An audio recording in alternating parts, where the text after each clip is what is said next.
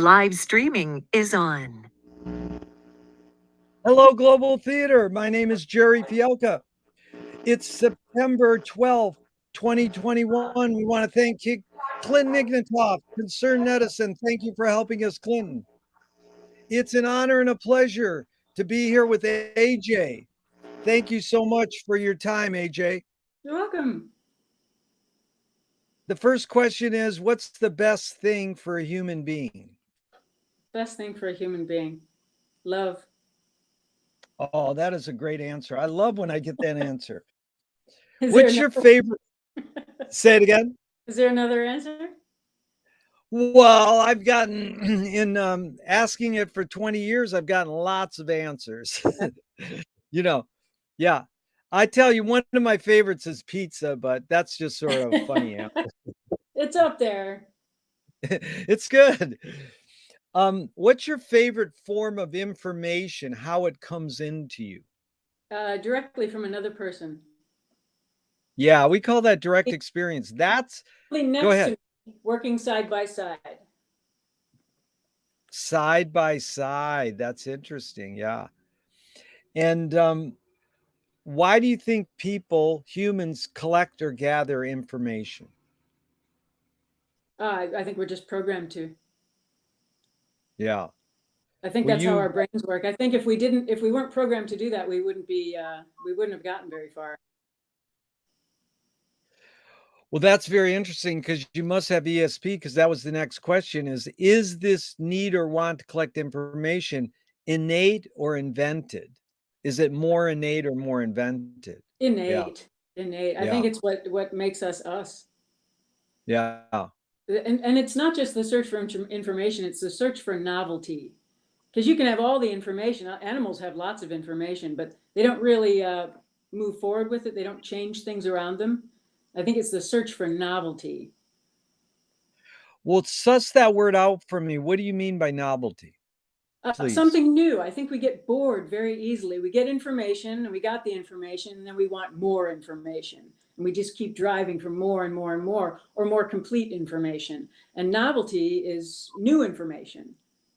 So we're always looking behind the things we already understand for something we don't understand, because we love that mystery.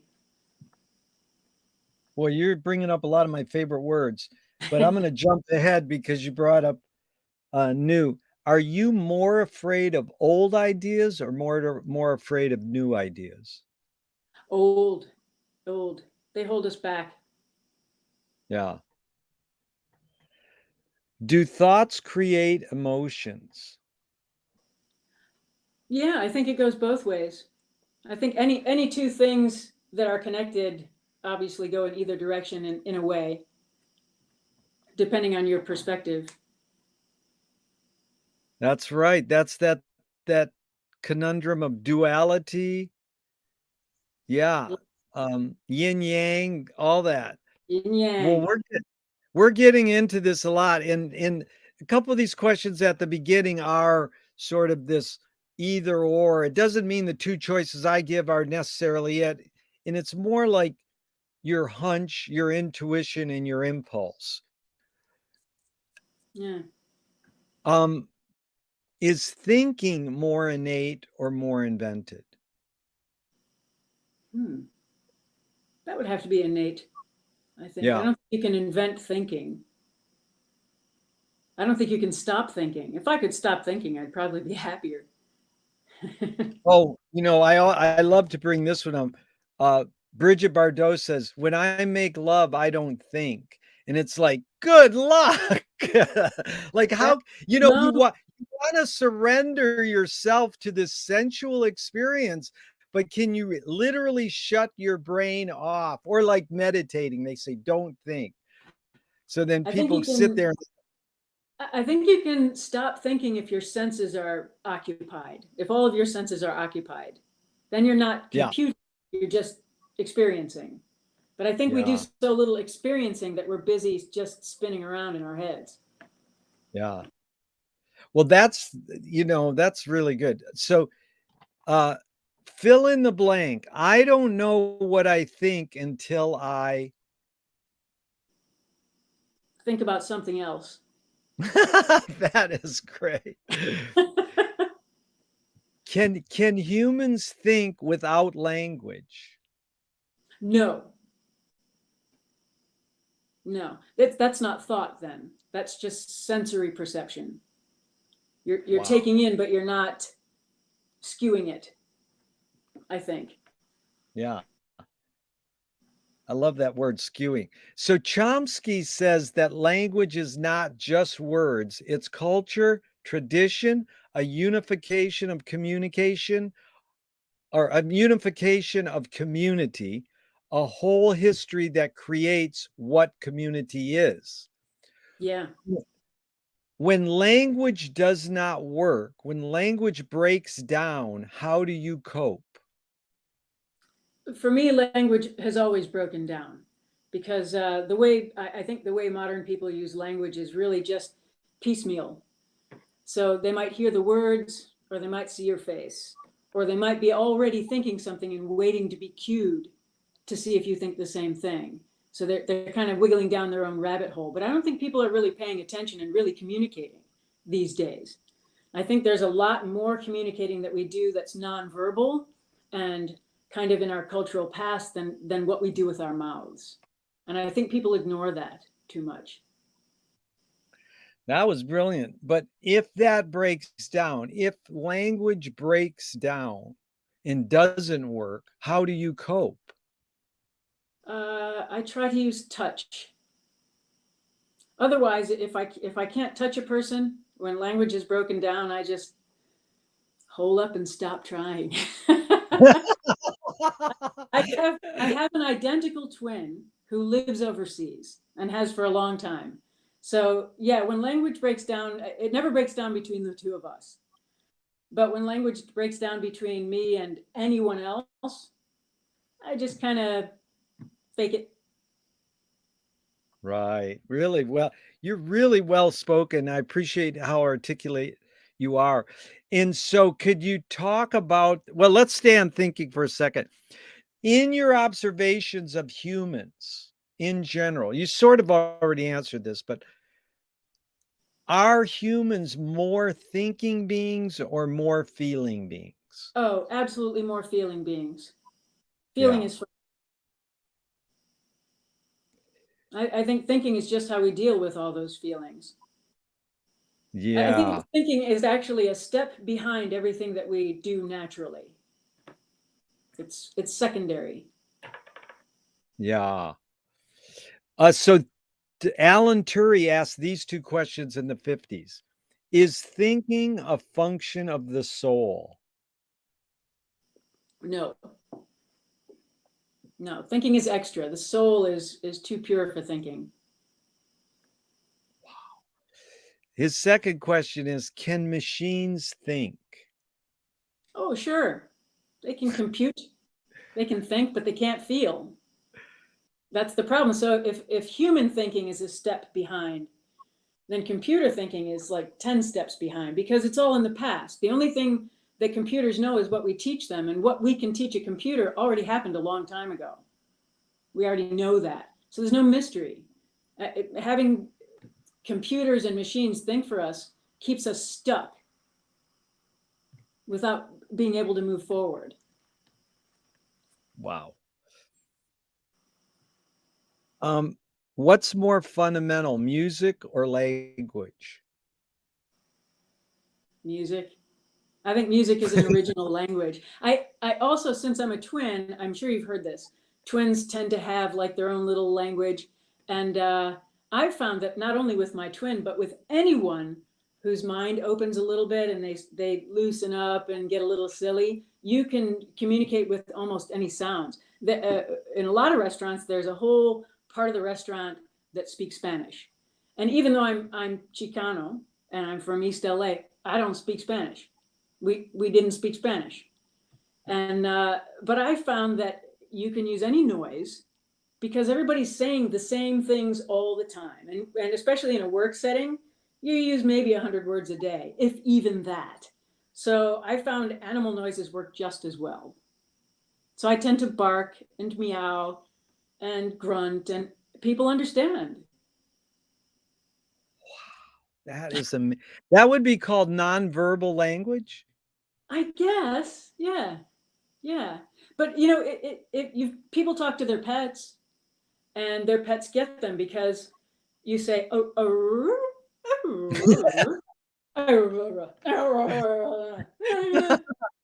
and everybody understands. And you can do it in Germany, you can do it in Italy, and people Right. understand. We had in one of the houses I lived in Ann Arbor in college, we had a Malamute, and we swear it said love you. It probably We did. all said, he just said I love you. Did you hear that? And we go, yep, we heard that. Okay, do you more pursue happiness or more pursue meaning?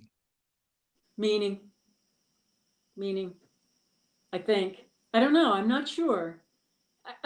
Happiness is so fleeting. If you're pursuing happiness, you're never going to get it, or you'll get it for Yeah. 1 second and then you'll be disappointed. So I would Yeah. have to say meaning, because it's elusive, but you can make it yourself. Yeah. Now you could probably Yeah, do happiness.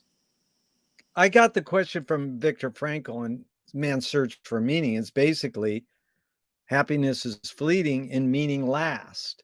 Yeah. It's not that one's better or the other, and they're so interconnected. It's just like feeling and thinking. A lot of these are mind-body connection. They're so interconnected that you can't separate them, but we can because we invented the words. Yeah. Meaning and happiness. So then because we invented the words, we think we can separate them. Yeah. I think looking for happiness is like looking for sugar. I'm sure you can find it, but if you have too much of it, you're going to be sick.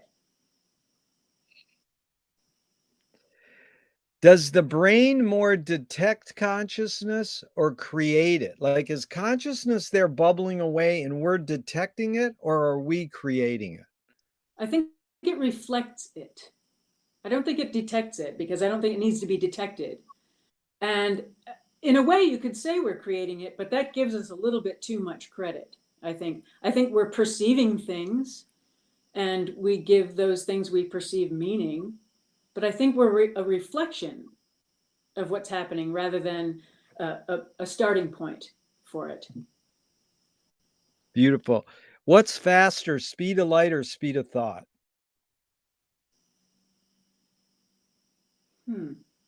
Well, if thought is electrical connections, then it's probably light.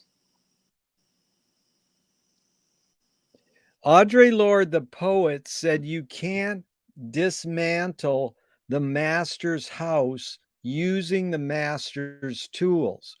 Yvonne Rainer responded to her and said, you can if you expose the tools. What new tool do you suggest? Do we need to dismantle that house? No, here's the thing. Sometimes I put these cute quotes before the question. You put all the questions into the context you want. Okay. So, first of all, you can, it's sort of evident I'm asking to this, but you actually won, AJ, because this series is all about inventing new questions. So you answered a question with a question. Oops. that's what I'm trying to do. Is no, believe me, I'm being serious. That was beautiful, but I just wanted to clarify that. So you said, do we have to dismantle the master's house? That was your answer, right? Yeah. Yeah. And so, I mean, I would reiterate, yeah, I would agree. Do we have to? I mean, it's a totally legit question, Then the best tool would be a mirror. Oh my God, a mirror is amazing. This human, well, we're going to get into this right now, in fact.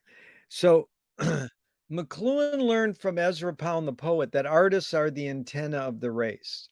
And they're the artists, meaning filmmakers, novelists, poets, in general, artists, musicians. They're broadcasting and detecting the hidden psychic effects of our inventions so that we can learn to cope with what we don't like about the invention. So, bringing up a mirror is a good example. Mirrors, the actual thing that a mirror does, humans didn't invent. That's the reflection in water. We can look at our reflection in water.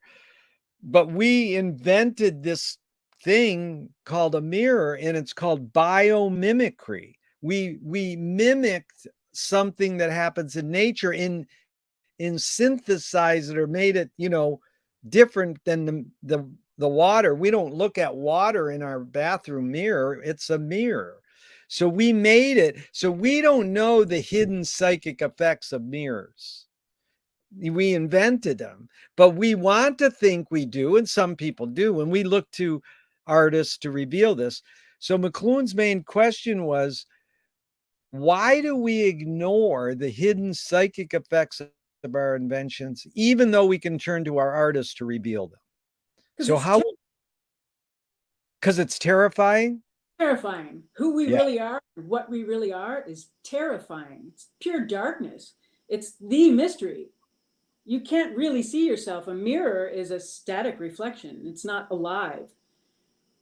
But the real you is something you could never possibly understand. Wow. You're smart, man. You like anticipated all the questions upcoming. Okay.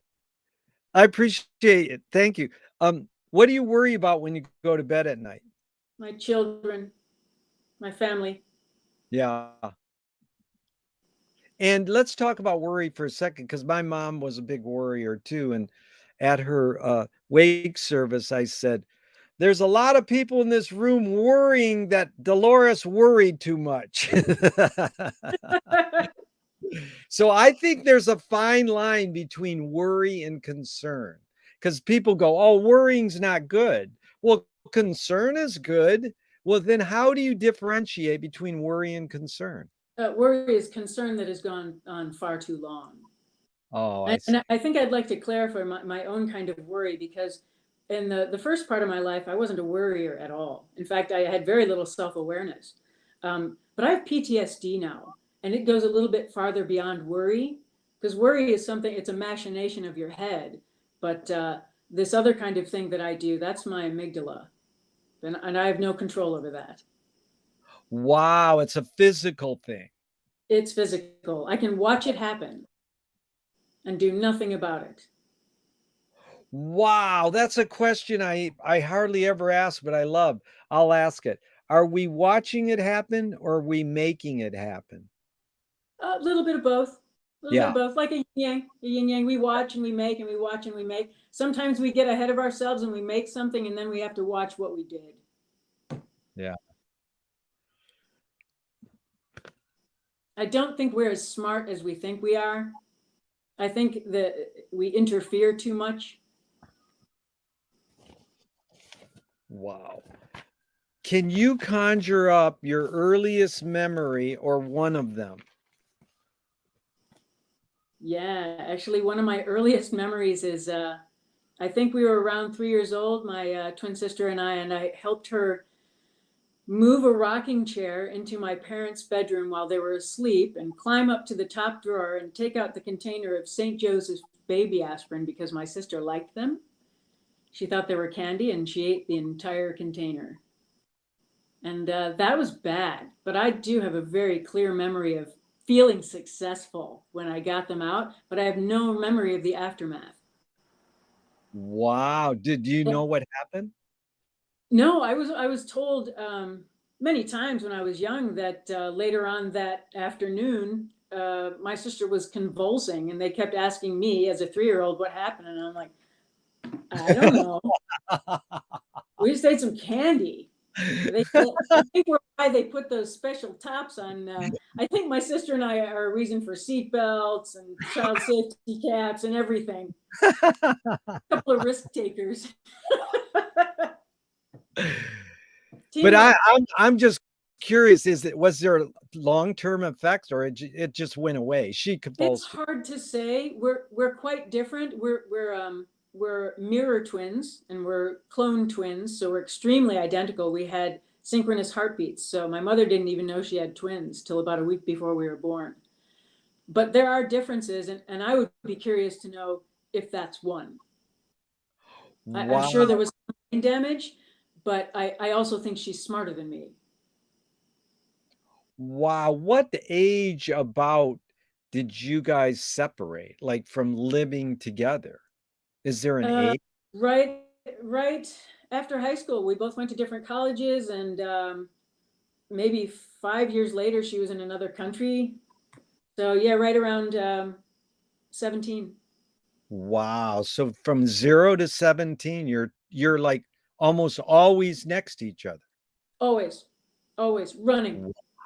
running everywhere, connected by a very short string. We had the most fun. Well, this is a heavy question because I I ask this question to everybody, and I don't know how you're gonna answer it, but it's like, who was an early role model or the person who had an impact on you within your immediate family, and what was that impact? My grandma Martinez, she taught me how to Oh, love. wow. She's a perfect human being, even with all her imperfections. Her imperfections were perfect. Okay, outside your immediate family, tell me a role model or someone who had an impact on you. Good or bad? Well, that's funny. When I wanna tell you this quickie story. When I say impact and role model, it sort of implies a role model is a good thing. But one woman in 30 years asking this question, heard or stressed more, made an impact on you. And she said Hitler. And it was shocking because she was growing up in an era, and she said, someone who had an impact on me in my early years was Hitler. She wasn't following him or a Nazi. It was just had an impact. But so it's like the way the question's worded is role model, have an impact. The reason I added had an impact because some people go, I don't have role models. And I go, well, someone who had an impact on you. So it's like, yeah, again, you can put all the questions in the context you want. So you can, like in that case, like it was 99.999% say a good role model. That was the one time I went, whoa. I didn't dispute it, but it was like, it was sort of shocking. Yeah. So, No, it's just and sometimes people don't want to do early, but it's basically like growing up, someone who had an impact on you outside your immediate family. And it doesn't have to be someone you knew, yeah. necessarily. So, There's been many, but I'm a very untrusting person, and suspicious and wary. But I had the same teacher for first, second, and third grade, and she she was so positive, and told me I was smart, and told me I was talented, and told me I was artistic, and I was such a nerd even back then, just nerdy, nerdy, nerdy, just loving to learn. I just want to learn things. And she let me teach other kids things that I already understood. And so I think that really had a big effect on me. So I would say Mrs. Alexander was a powerful role model. nice. That's great. And just curious, where do you think you got that sense of wanting to learn? Is it is it the way your parents raised you, their DNA, or somewhere else? Just your hunch. Where did you get that curiosity thing? Everything is a combination of things. And I think I just spent most of my early childhood terribly confused. I didn't understand anything. It's all terribly blurry, and looking back uh, as an adult, what people say and what they do are often so at odds, and the world around you is so absurd that if you don't naturally take in the patterns that you know you're supposed to get, and you take in patterns at random, you end up very confused. So I think just being confused made me try harder to understand. I still feel confused. I still feel like I don't understand. So I'm always trying to get it. Yeah. Well, I have to admit, attending the Sweeney's reading groups with you, I find that you're not confused. That you're I mean, I might be the confused one. I'm like, wow, she knows a lot. But Well, I'm curious also. if Go you ahead. don't fake not being confused, someone will take advantage of you. But if you put on the, I know what's going on, they'll usually leave you alone. What's your sister's name? Quail. Quail. Did she grow up with the same sort of curiosity leaning? Oh, yeah, absolutely. We were encyclopedia readers. We used to read the encyclopedia. We got the whole Encyclopedia Britannica. It was so exciting. We would just read them. I come from a family of voracious readers. Right. Yeah, That's childhood we read so much. The whole family was constantly reading. I thought that's how life would continue to be. I didn't know that I'd have to find time for that in my adult life. I thought you just read and read and read and read and read. Yeah, that's funny because when I asked you what's your favorite form of information coming in, you didn't say reading. And I was like, I thought you would say reading. Then I usually say, did you get this tendency to read from the example your parents set, they told you to read, or on your own? Oh, totally example. By their example. Yeah. Yeah, my parents are both very, very intelligent people. My mother is frighteningly intelligent. She can triple task. She was an RN. She was an RN back in the day, and for maybe 30, 50 Mom. years. She's really Yeah. something. My mom's an RN, was an RN too. They're the best. So let's see. Did they raise you a particular religion? Yes and no. We went to church, and my father's Catholic. My mother was Protestant, but converted to get married because they got married in Los Angeles. And if you marry into a Hispanic family, you generally need to be Catholic. But I wasn't indoctrinated. That really never worked. We were also what they called it hyperkinetic back then. So going to church was an ordeal. So it wasn't about what was happening at church. It was that we got there. And later on, when we kept trying, we really kept trying. Later on, as we got older, we were allowed to bring a book. So it wasn't so much what they were teaching you, because when I was little, we listened to it in Spanish, so I didn't even know what they were saying. When I heard it in English, all the stuff that was happening in church in English for the first time, I was disappointed. I thought it was much more important than that. I thought it was much more mysterious, and I was like, oh. But it wasn't so much about being indoctrinated into that particular religion. More, it was having space, giving yourself space for spirituality at a certain time every week. Do you pray? No. If God exists, what would you like God to say to you after you die? Hi.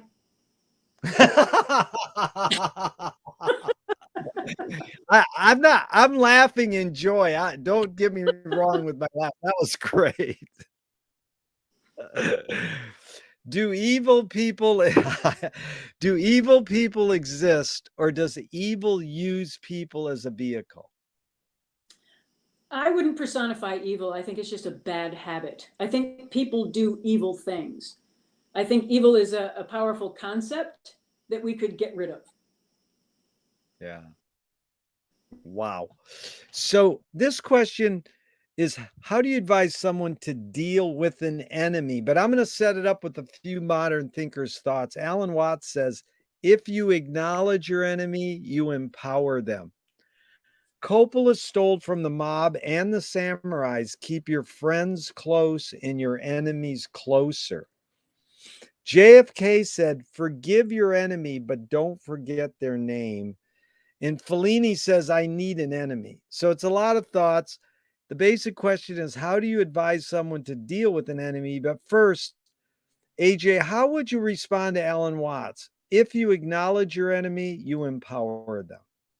Oh, I completely agree. It's like looking into the abyss. But the fact that you've decided that this person is your enemy, you made an enemy. That person is just doing their own thing. Yeah. I don't think But we have how, enemies. you say that last part? I don't think we have enemies. Right. But say one of your kids, how many kids do you have? Two. Two kids. If one of your kids came home and is saying, they have somebody who's an enemy on the schoolyard, or they say that, how do they go, what should I do? What would you say? Make them laugh.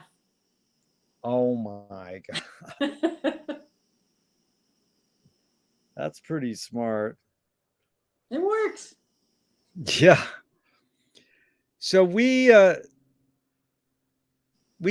talk about James Joyce together in our reading clubs. James Joyce was the first projectionist in Dublin over 100 years ago at his cinema called Volta Cinema. But he basically checked out. He said, this is stupid. Why should I go inside a building and see a movie of a tree when I can go outside and see a real tree?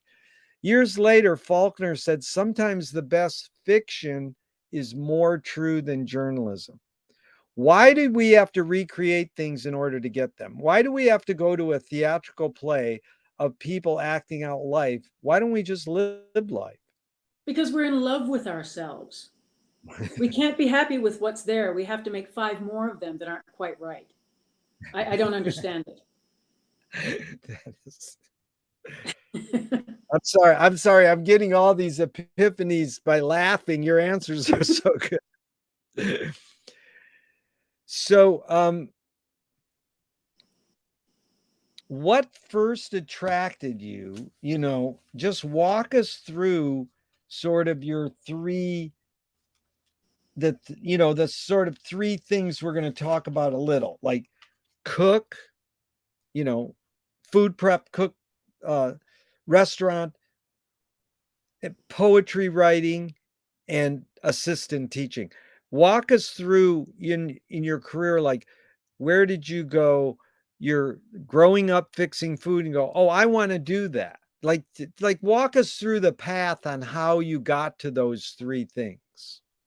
Well, I would start with poetry. And poetry, I realized, was really a part of my life from pretty early. My grandfather wrote poetry, and my father wrote poetry and read us a lot of poetry.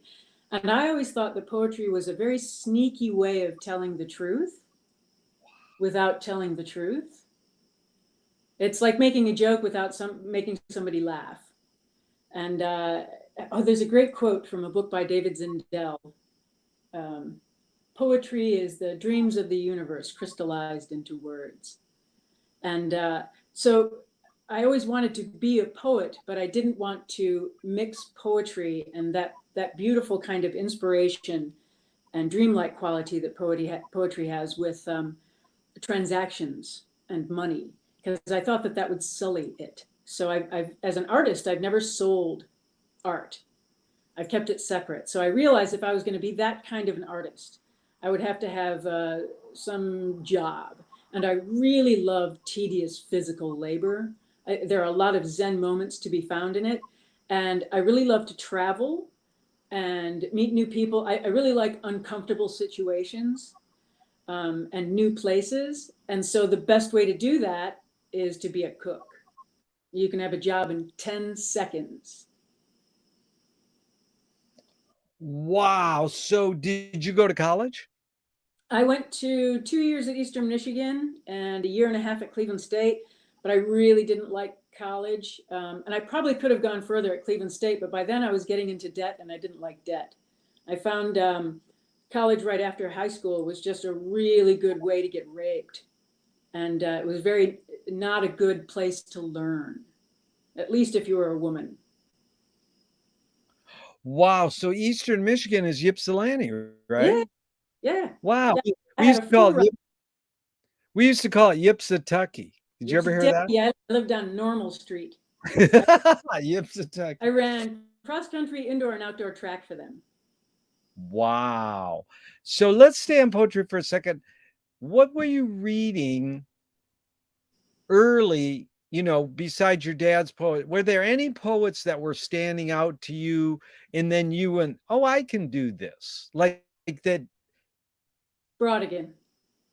You're kidding. That's Loading amazing. mercury with a pitchfork. I stole it from my father and he stole it back.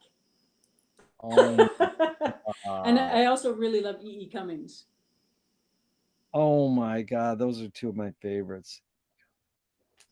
I've dumpster dove about 5 Brodigan books in the last half a year.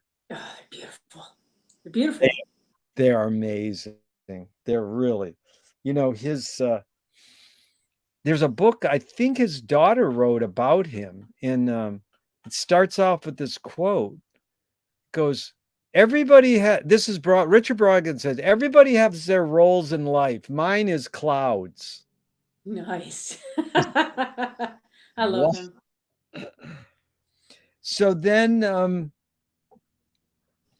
a screenwriting teacher told me a great film or a great poem is when you can clearly see the intention of the maker. Kubrick says the opposite. Great film or great poem or great art is when you can clearly not see the intention of the maker. What role does intention play in your creative process? Say when you're making a piece of art or writing a poem. I think the only role that my intention plays is getting the paper and the pen and identifying the problem that I'm trying to solve with the poetry, or the thing I'm reaching for that I can't grasp in the normal way. I get the tools and then I let it happen. So it's only mildly intentional. I intend to let it out, but I don't intend to write anything specific usually.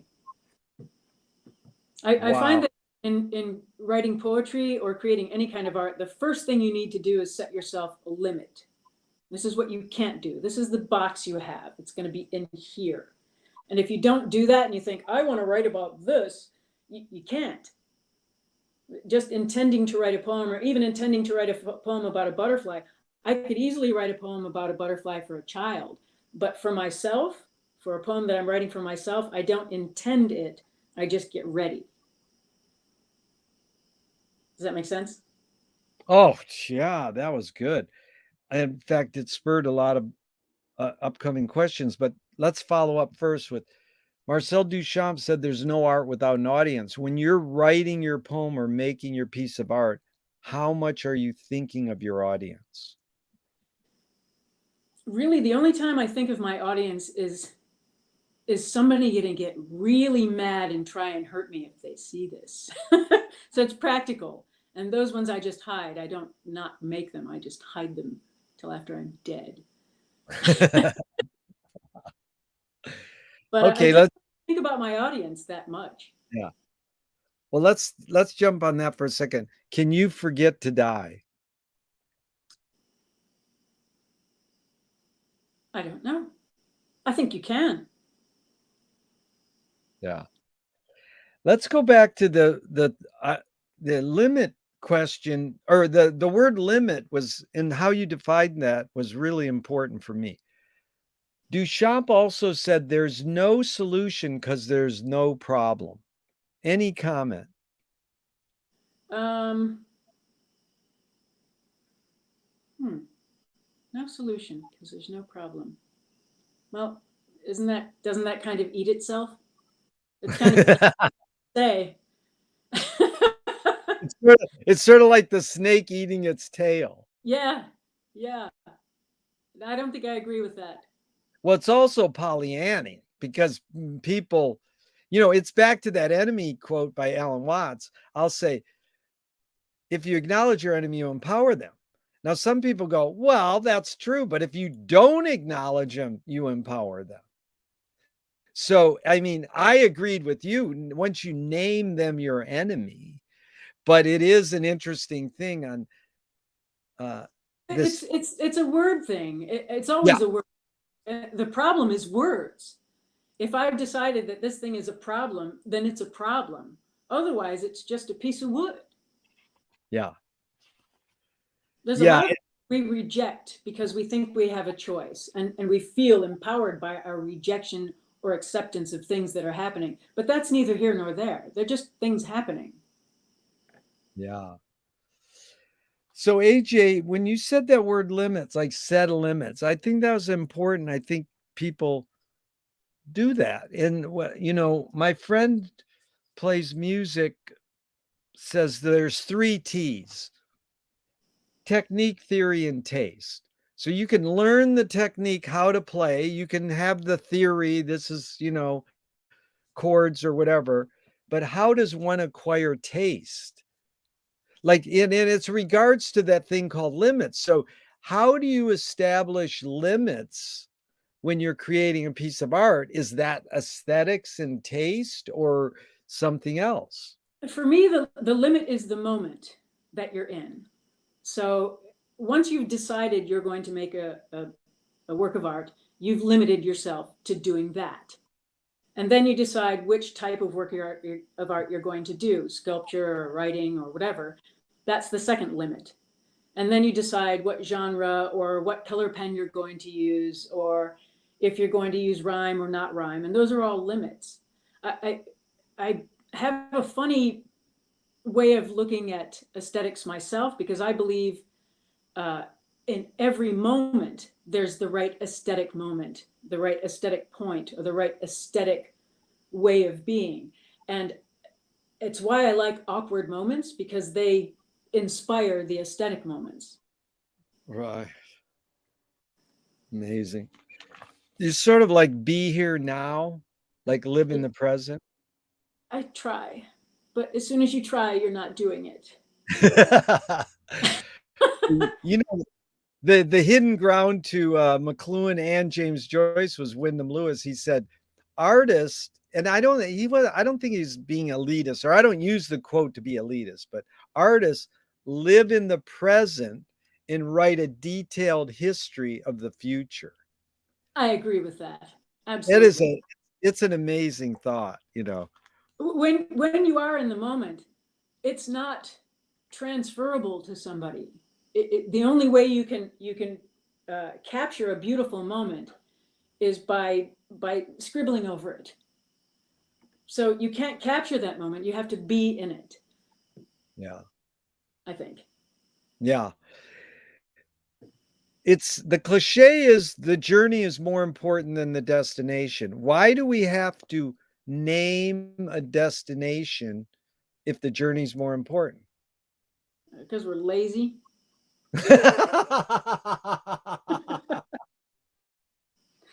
We love artificial things. People. Yeah.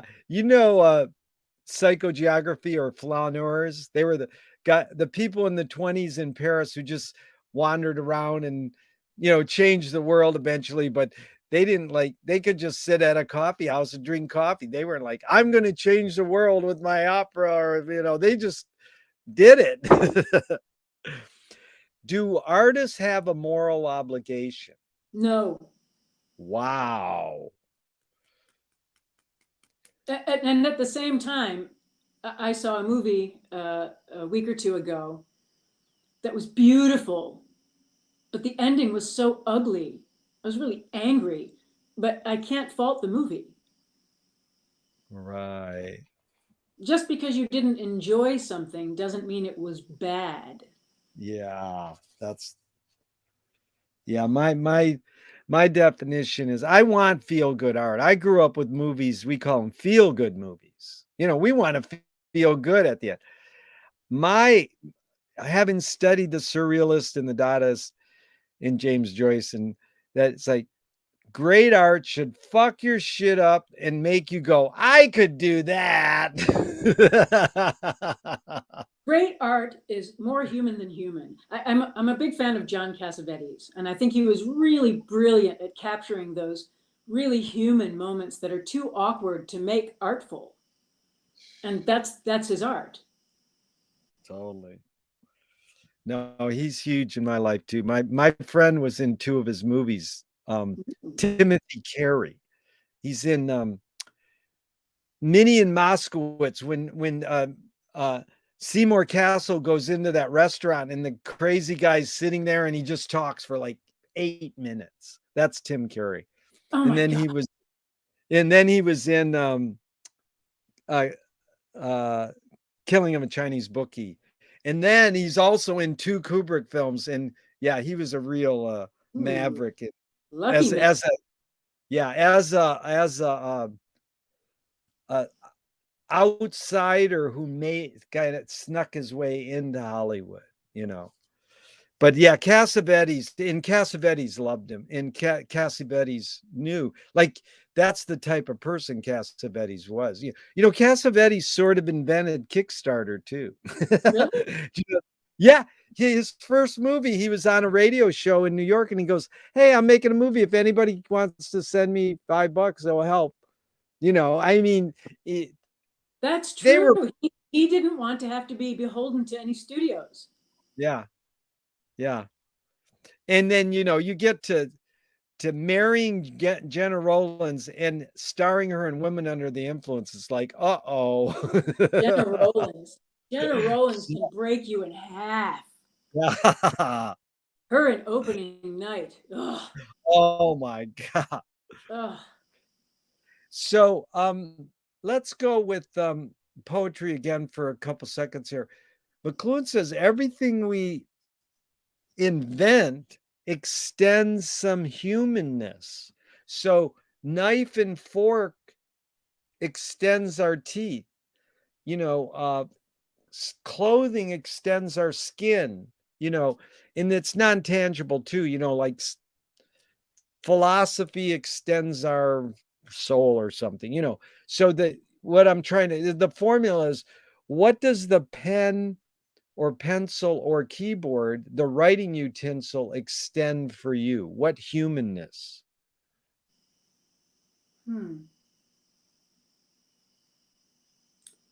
It's hard to say. For me personally, it pulls something painful out, and especially a pen or a pencil, not a typewriter. Yeah. It's through your hand, and I find that what comes through your hand is different than what comes through your mouth. So I would say a kind of sideways, honest pain comes out of your pen. Sideways, honest pain. Well, you'll love this. You know, I asked Max all these questions, Oh, and you know what he said? I what? says, you know, he's a poet. I says, what humanness does your pen extend, like when you're writing your poetry? He said, tears. Oh, I agree. It really hit me, but you said it almost sideways, honest pain is almost like you know, a different way to say tears in almost a more positive way. Although, again, my mother taught me crying is good for you. It gets toxins out of your body and it alleviates you. So, you know, we want to sort of, you know, men are sort of taught don't cry, or even, I mean, women are sort of taught not to cry, are they? So, Yeah. well, Well, everybody. women are made fun of for crying, but Yeah. they're expected to, but they're also told not to. Yeah.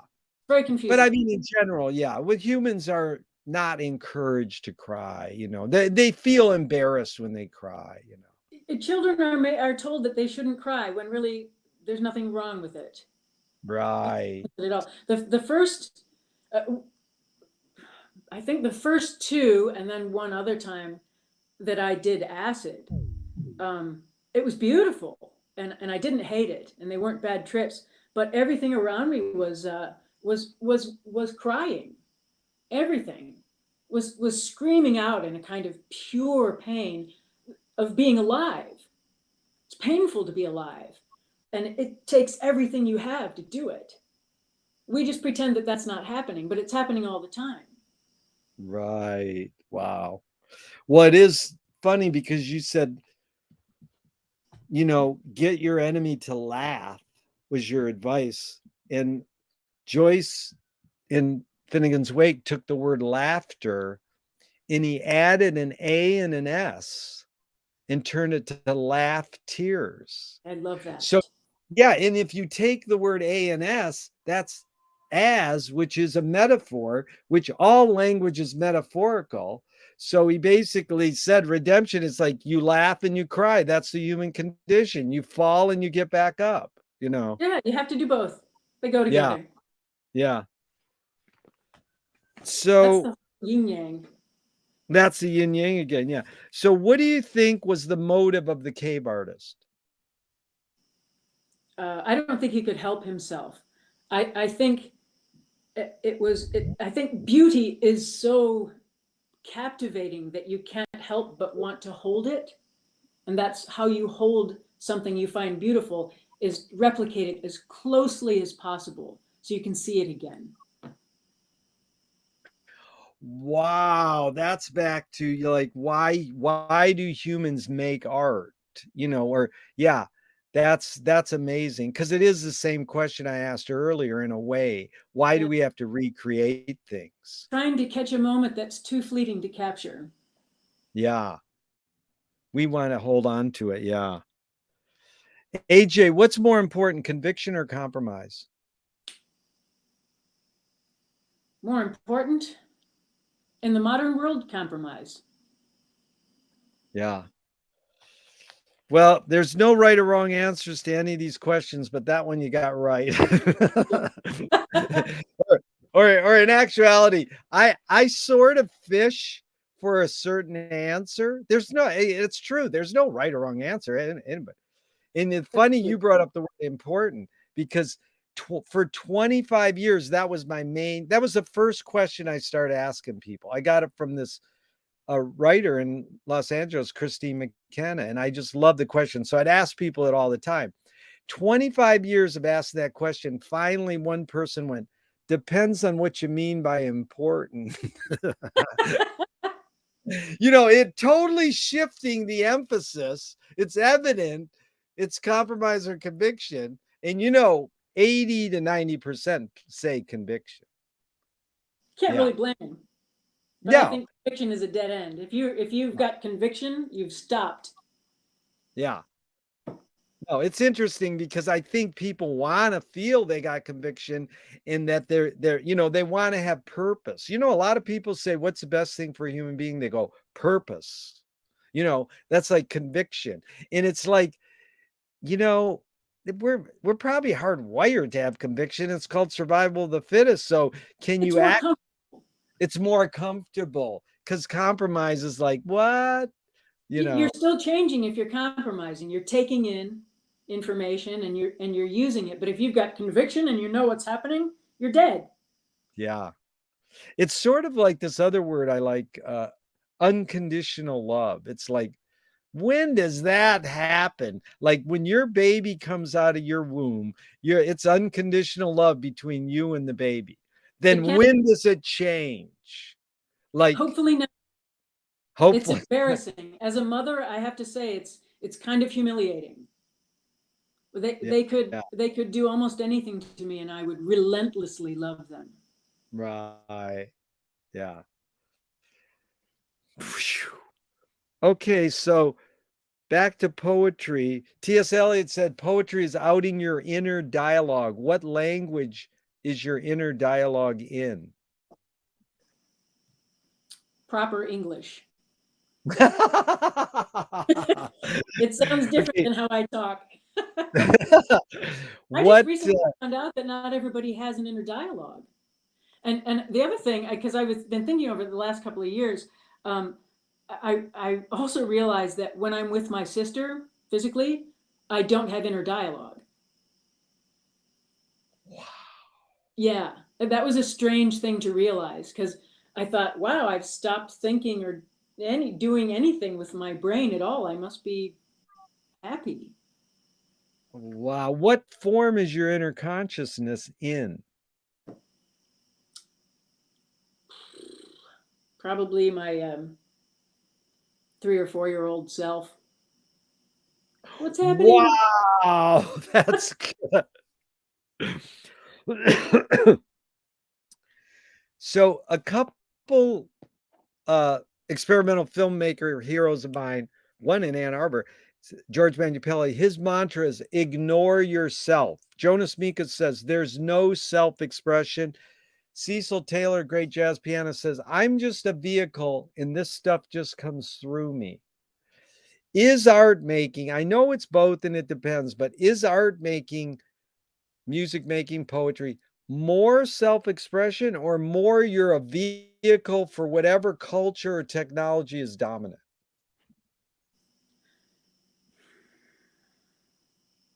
I think that depends on how much you like yourself.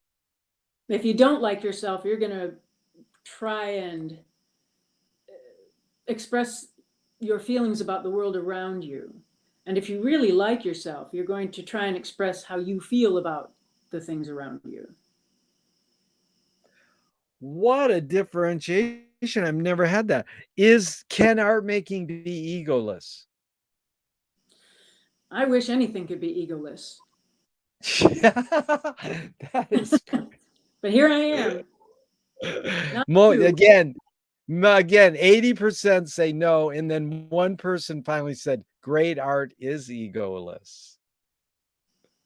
But anyways, it's hard to differentiate. But it's funny because I like to use a guy in Ohio, James Brown's drummer. He lived in Ohio, and on one side of his house was a factory, and on the other side was a train. And he invented funk drumming. And it was like, so what was it? It was his head going through what was around him, So, Yeah, and it's like, that stuff gets through without us really knowing it. yeah. And then Missy Elliott said she learned how to sing from car alarms. I can see how she would think that. Is perception reality? No. Perception's perception. Reality is one of those great mysteries. Yeah. Why is it so difficult for humans to consider the possibility that life may be pointless? I'm not saying life is pointless. I'm saying it might be pointless. And why is it so hard for humans to consider that it might be pointless? Because we're ego oriented, because we're self oriented.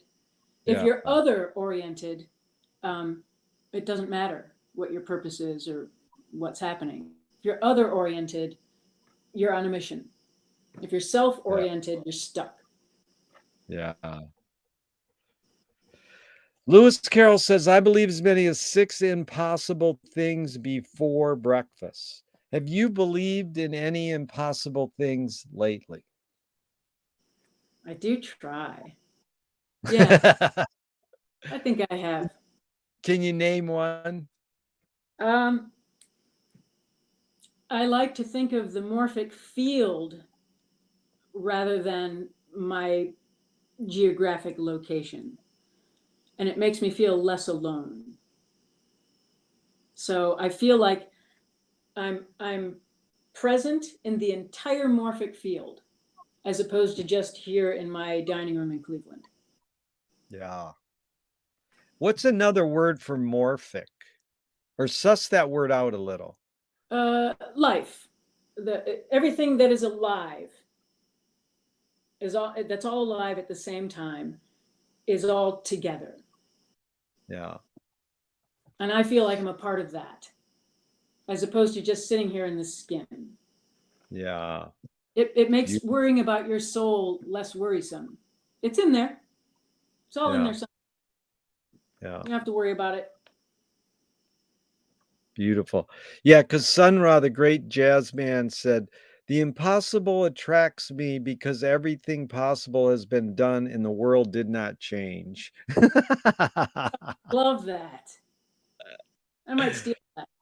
No, you can steal it. You know where I got it? Of all places, the New Yorker about a month ago had a 2-page article on Sunrise. I was like, wow, I love this. Mainstream America's appreciating. AJ, tell me one major element of your creative process, your creation that's changed, and one major element that stayed the same in your years being creative. Unfortunately, I have less of a drive to make things concrete and existing, and I don't have as big of a problem just creating something and then watching it drift away like a bubble. Why is that unfortunate? I can't. It's harder to share. Right. You know, that's like McLuhan's line he loves is the Balinese have no word for art. They just do everything as well as they can. Yeah, I think American Indians, Native Americans, have the same thing as a part of their culture. Everything is art, everything is aesthetic, Yeah. and you're kind of swimming in that. Yeah. And you can be bumped out, but everything is you're in it. You're not making that, and you're not deciding it's beautiful. You're just going with the beauty. Yeah.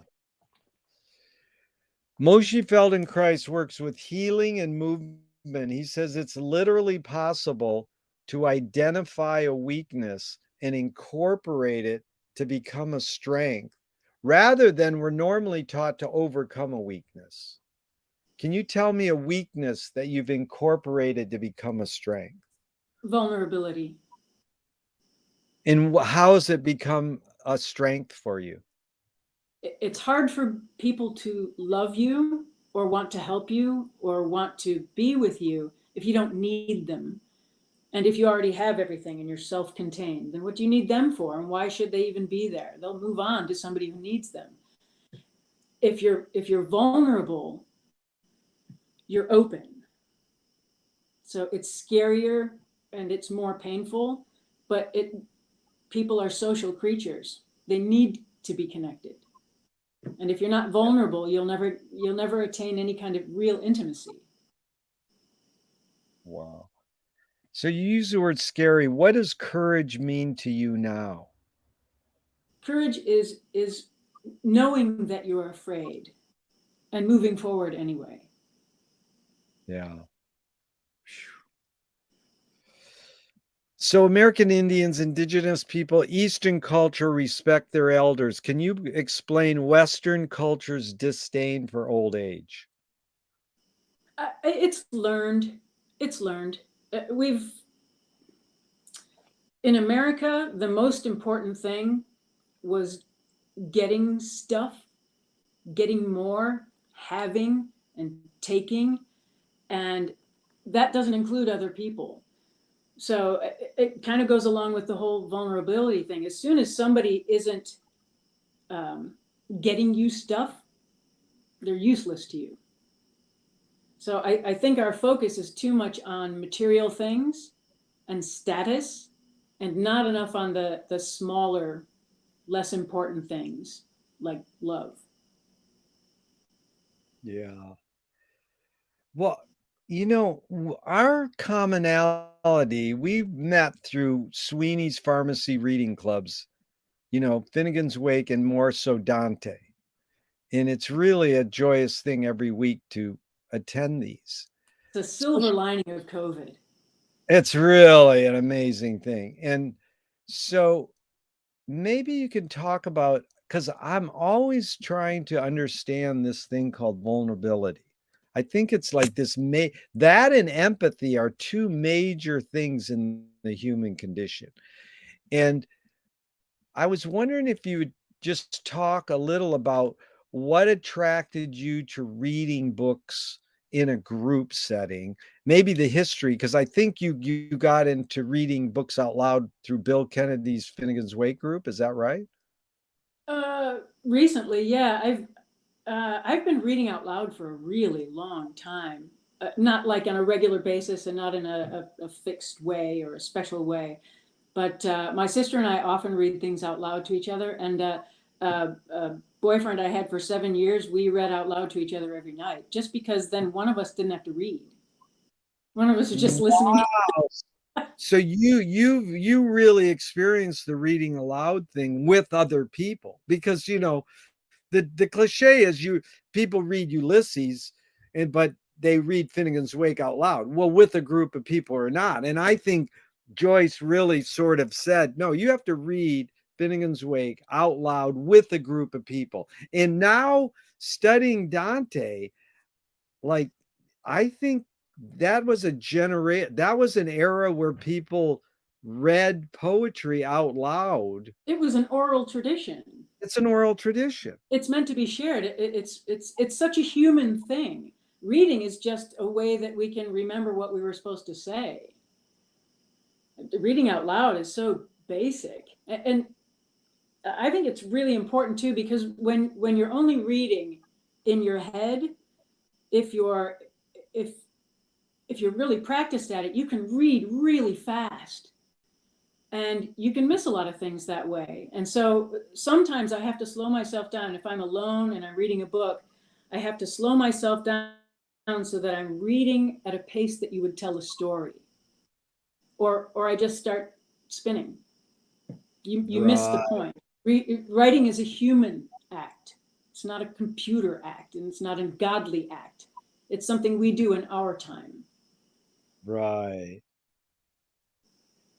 But it's also interesting. I mean, maybe we're going into what is storytelling, because I'm always curious, is storytelling more innate or more invented? Wow, that'd be hard to say. I would like to say innate.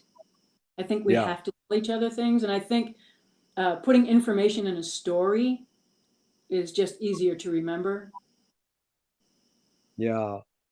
But I mean, what attracted you specifically to Finnegan's Wake and Dante? Is it the content, or is it more the reading club and the people, or what? I mean, I'm curious, like, let's start off with this.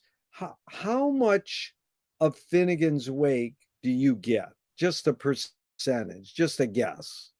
After about 8 years, I think I probably get 1% of it.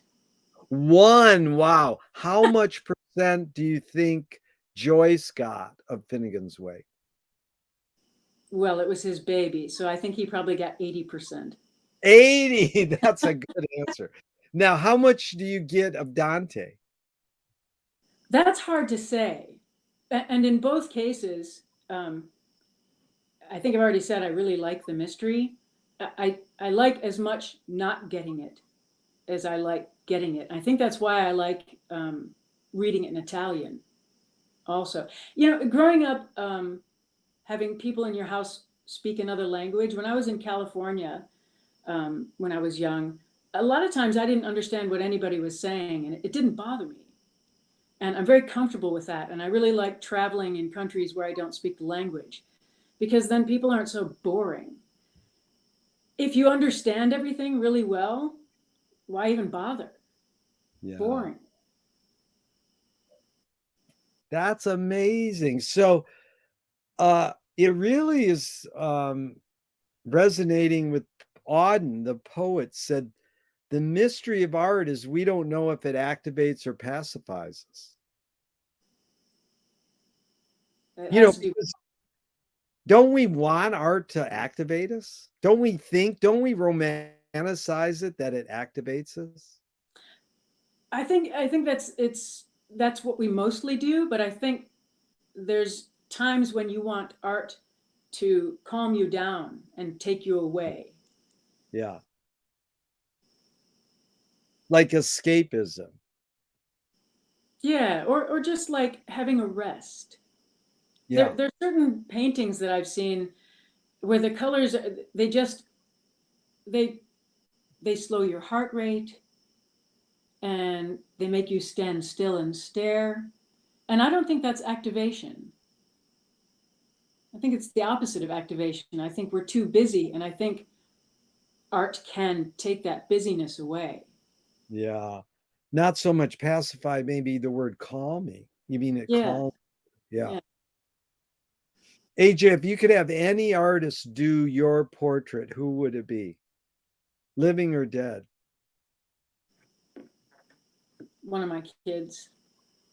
Oh, what age? Anytime. Anytime. Anytime. But I love the way children draw. I'm so yeah. jealous. Yeah, it is. I think if a person's going to do your portrait, they might as well love you. Yeah. It's like if somebody's going to take your portrait with a camera, then you're going to pose for it. If it's someone you know and trust and that loves you, that photograph will look very different than if a stranger takes your photograph. Yeah. Yes, that is indeed true. I agree. Especially if you're in the room with them, because you're loving them back. Yeah. Fill in the blank. Anger can be a productive emotion when you want to destroy something.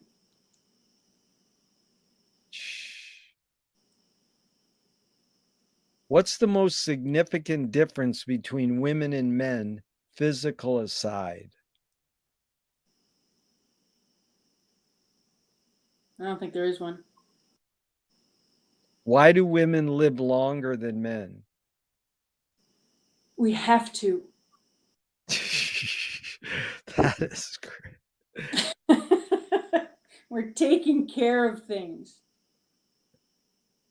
I think that mother-child connection, whether you have a child or not, that and maybe it's just cultural, but that responsibility is what makes women really stay. Yeah. We're needed. Even if we're not needed, we're needed. Yeah. And I don't think men always feel that way. I think men feel superfluous. Yeah. I think that's why they try too hard. Yeah. But that's cultural. That's cultural. Yeah. That's amazing because that's another one of those questions. I want people to say there's no difference between men and women. And most people, like 50 to 80% say, well, women are emotional, they get it out of their system, men hold it in, and it give a man enough progesterone and yeah, they'll be different than they are. That's why that your caveat that it's not physical is really important, because physically, once you include hormones, all bets are off. Yeah.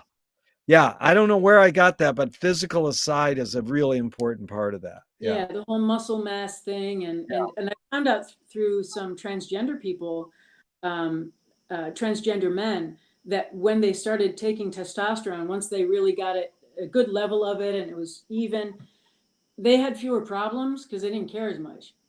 Wow. Because it tempers your emotions. What caused matriarchy? What causes? What caused it? Matriarchy. What caused matriarchy? Nature, I would say. Yeah. Amazing. There's a saying, you create what you resist.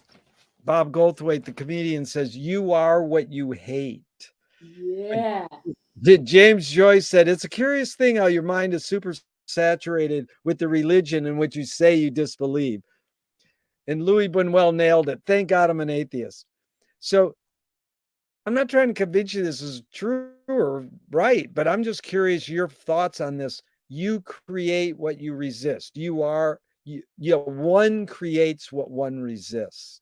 Any comment on that thought? Well, the act of resisting takes a lot of your attention. When you're just taking things in and you're not resisting, it doesn't require your attention. It's just happening. As soon as you resist, you've put your attention somewhere and you've focused on it. Yeah. So it becomes your focus. That's why the thing you resist becomes the thing that you are.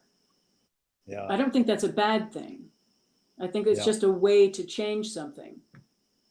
Yeah. Yeah. It also morphs into what you resist persist.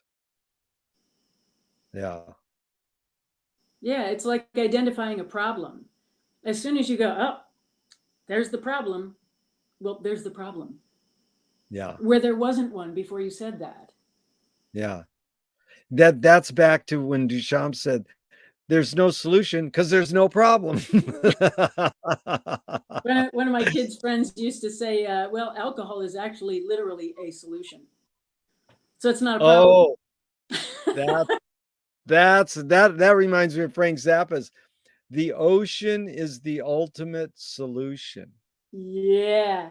But I heard that line for 30 years, and it took me 30 years before he goes, oh, I get it. It's two meanings, liquid and as a solution to a problem. Don't you love words? Oh God, that's T.S. Eliot again. He says, when I speak to you, I got to use words.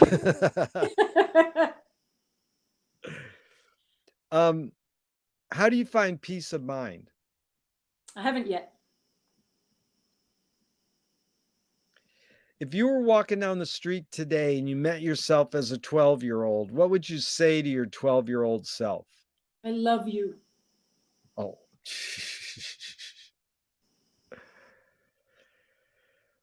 Should toilet paper go over the roll or under? Over. Why? It tends not to unspool itself in that position. And the other way, gravity pulls it down and it has a better chance of touching the floor, which is disgusting in a bathroom. Well, you're right too, because the guy who invented toilet paper roll, my friend has the patent Xerox on his wall and it has it going over. I never gave it any thought at all. I didn't think about anything too deeply. But I've met a few people over the years have very strong opinions. And so I thought I better give it some thought. Yeah. Well, it's again 90% say over, but the people who say under have their reasons. So it depends if you like the zing. That's easier with the under than the over, I think. So these are 5 Alan Watts questions. They're really short and brief, so just keep it down to a couple words if you can. Okay. Who started it all? I don't know. Are we going to make it? We already have. Where do we put it? I haven't decided yet. Who's cleaning it up? Us. Is it serious? No.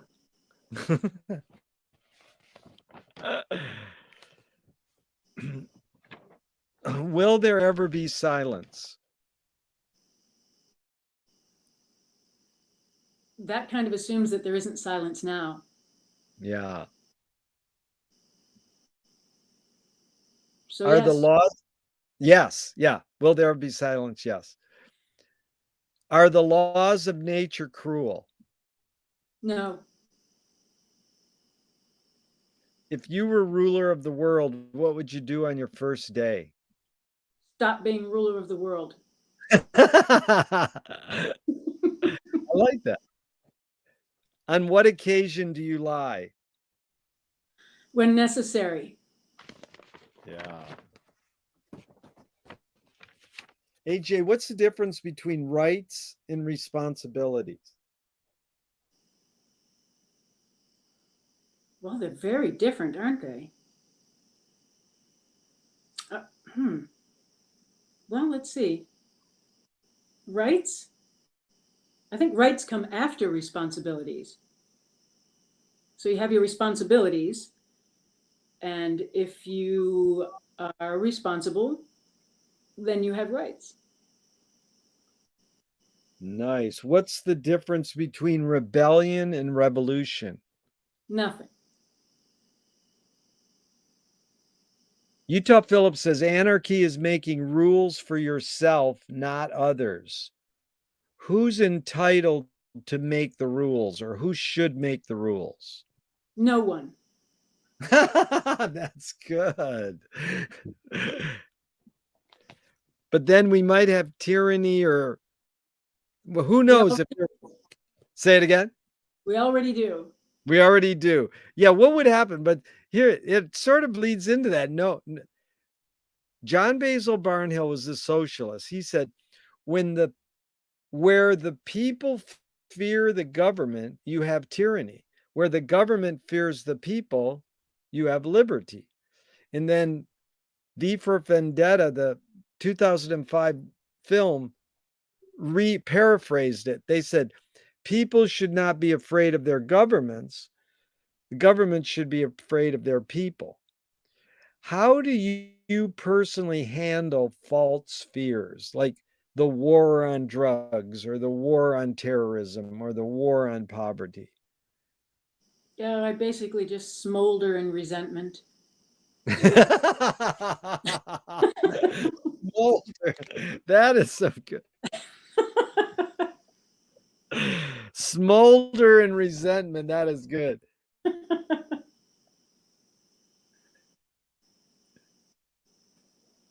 How do you determine what is true? I don't know. I wish I knew. Yeah. This is something I'm always struggling with too, because I'm going to read you a couple quotes and you just can react to each one. Nietzsche says, art is more important than truth. That's a matter of opinion. Yeah. Buñuel says, I'm for anyone who seeks the truth, but I part ways when they claim they found it. I agree. Yeah. Schopenhauer says, all truth passes through 3 stages. First, it's ridiculed. Second, it's violently imposed. And third, it's accepted as being self-evident. I agree with that 100%. That one's... And then Robert Evans says, there are 3 sides to every story. Your side, my side, and the truth, and no one is lying. Nice. I like it. Yeah. I think the idea of truth for me is kind of outside of time. So if you think you know the truth, then you've died. Because the truth is constantly changing. Yeah. We can barely keep up with just what we can perceive. So it's going to be kind of hard to get anywhere near the truth. And then when you get there, it's gone already. Wow, that's really good, because it's sort of like Shelby Foote said, a fact is not a truth until you love it. I like that. That's pretty. But, the first thing you said was love. What's the best thing for a human being? What is beyond love?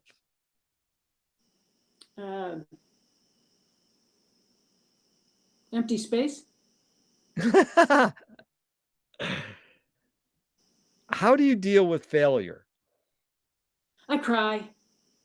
Wow. One of the aspects of PTSD, especially complex PTSD, is deep shame. So I deal with failure a lot. As soon as I get up and going, if there's a loud noise or whatever it is that starts it up, I have failed. And it's not something I do rationally. So I think if you just feel it and really just kind of sit with it and have a cry as much as you want, as much as you feel like, without feeling embarrassed or humiliated, I think it's a release. I think that's all you can do with failure. Wow, that is good. Beckett's line, fail once, fail again, fail better. Yeah. And failure is moving forward. Yeah. And one of my friends even said, I like Becca, but I like to add one more. Fail worse. Fail spectacularly. Yeah. Make everyone laugh. So AJ, talk about raising children. What did you learn, or what did you, did you read Dr. Spock, How to Raise Children? Did you go to your parents? How did, kids don't come with instruction booklets, but you know, I mean, I've talked to your daughter and I'm really impressed with her music. And she's an impressive person. yeah, but I'm just wondering if you can articulate a little what you've learned about life in general from raising children, or, any I idea. never got ready to have kids. I never intended to be a mother.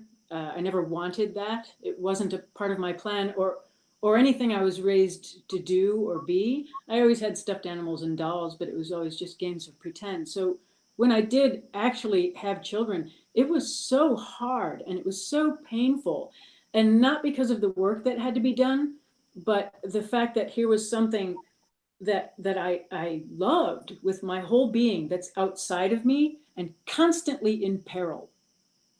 And that part I didn't like. It's extremely painful. And so my entire job really has been to keep them alive and not fuck them up. But I think I might have fucked them up.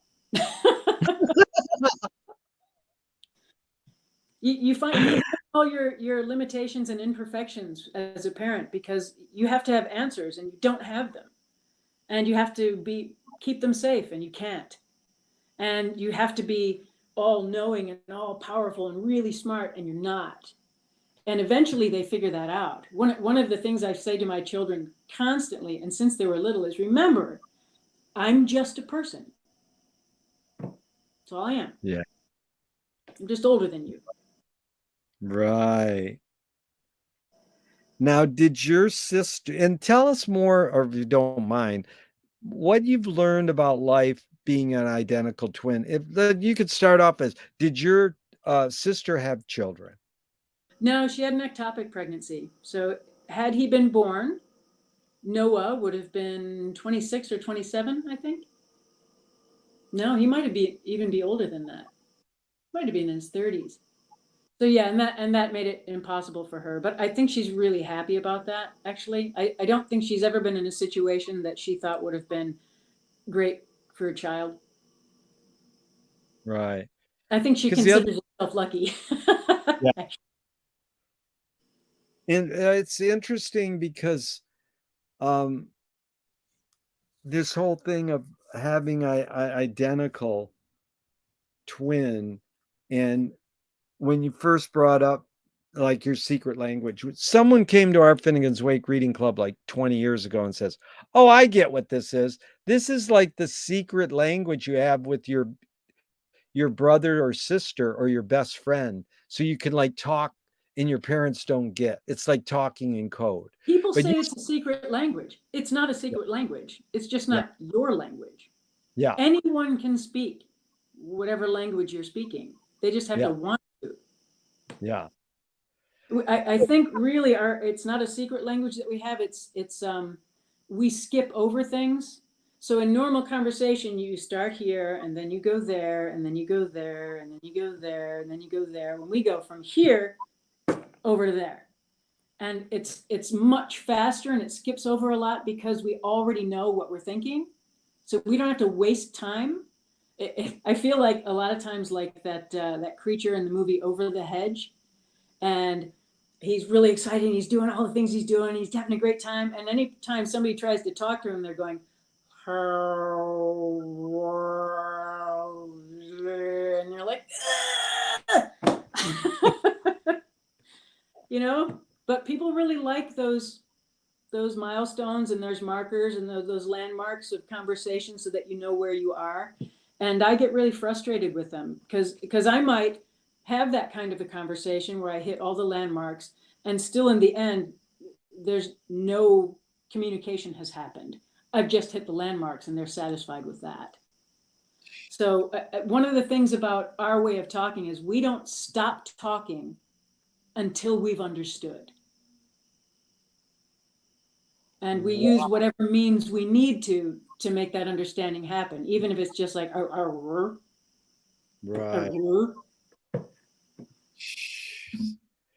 I think sometimes words are traps, Yeah, and the accepted meanings of words kind of push away the actual thing that you're trying to say. It's not enough, so you have to twist them around. And I think that's why I like Joyce, You have to twist things around, or they only make this much sense. But if you Yeah. jumble them up and twist them around, they make this much sense. I think you're onto it well, because Finnegan's Wake is language about language. Yeah. People, I mean, the big difference was I've run a Finnegan's Wake reading club. I'm curious how Bill ran his group, because we ran our group for 25 years and we still do. We read one page twice, 2 lines each person, and then talk about it for an hour and a half. I think he's done that. I think he's done it a lot of different ways. Yeah. In my, I think 5, 8 years, something like that, we've kind of gone to a more trying to get a flow. Yeah. Because it's like a dream. So if you take little bits of it, it's only going to make that tiny bit of sense. But if you let the flow hit you, and just kind of dream your way into it, it doesn't make more sense, but it's more fun. It's way more fun. That's why when I joined the Sweeney's Finnegan's Wake, I was like, why did I do that way for 25 years? And as an American, hearing it with a Dublin accent, it makes sense. Oh yeah. You can't make those sounds in American English. Yeah. Not the same. Yeah. And it's just the beauty of not going, oh, I'm just reading these 2 lines. You can just get more into the flow. Yeah, there's a music to it. There's a music to any really good writing. There's a rhythm and a music and a feeling that has extra meaning besides the words. Like I said, words are just traps. They're traps for meanings, really small little cages. But put them all together, and you've got something happening. You know? Yeah. It's like words evoke more than their meaning. Yeah. And it's how we can, it's again what I study a lot is the hidden psychic effects of words. Yeah. Yeah. Another way we've described it in the past is Finnegan's Wake is like you're reading a book, but then your second self pulls away and watches you read a book and tries to figure out what reading does to you. Yeah. So it separates the form and the content a little, but you can't separate form from content, but you can say you do. Like McLuhan tried to say it as a joke, saying the medium is the message. So my niece was watching TV once and it was a stupid show. And I goes, why are you watching this? She goes, because nothing else is on. And it was like, that sounds stupid, but in essence, it's like, no, I've decided for the next hour of my life to sit on the couch and sort of veg out and look at the TV. It doesn't matter what's on. There's no crime on that. That's just like people read books and they might not, get absorbed in the book, but it's the ritual of reading the book. McLuhan said it well. He says it's like getting in a warm bath. When you read the newspaper in the morning, it's like you're getting in a warm bath. You're drinking your coffee. It doesn't matter what you're reading. It's the same news every day. That's a perfect word. You're bathing in it. You're bathing in it. Bathing in it. Yeah. Swimming in it. Yeah. And then his aphorism that fish don't know water until you take them out of water. Yeah. So that's all we know is reading, or when we're reading a book. We know. Yeah. But we can actually kind of try to figure out what reading does to us, So these groups have been amazing, because if we consider there's been 3 kind of basic words: spoken word, printed word, and electronic word. Yeah. We're taking electronic word, which is Zooms, and the content is printed word, but it's expressed by spoken word. Yeah. So it's like Zooms are taking all 3, and then it's multicultural. It's what? It's multicultural, which adds a whole nother layer. It's multicultural. And then, which I like, is you can hold the book in your hand. You know, I sort of hate when people look at their email when you're doing a Zoom. You can tell by the way their eyes are moving, you know. I mean, I don't hate it, but it's just like my Well, then events. do that. Say it again. You should never double task. Yeah. Especially when it comes to reading. You're either reading or you're not. Yeah. Well, we're coming to an end here. This has really been fun. I just have a couple more. So, this artist, Joseph Boyce said, make the secret productive. But, What was that? we just got a couple more. Joseph Boyce said, make the secrets productive. And then Lou Welch said, guard the secrets, constantly reveal them. But it was Thornton Wilder said, art is confession. Art is the secret told. But art is not only the desire to tell one's secret, it's the desire to tell it and hide it at the same time. AJ, you've laid your cards on the table for 90 minutes. I'm not insinuating you haven't answered this, but what is it really all about for you? What, life? Reading? However you want. Yeah, however, whatever context you want to use the word it. What is it really all about for you? Letting go. Yeah. That's good. What's the healthiest cultural shift you see developing today? The annihilation of the current culture. Wow. It had to go. It's gonna hurt. Yeah. It's not working. It's absurd. Yeah. And the last question. Oh, go ahead.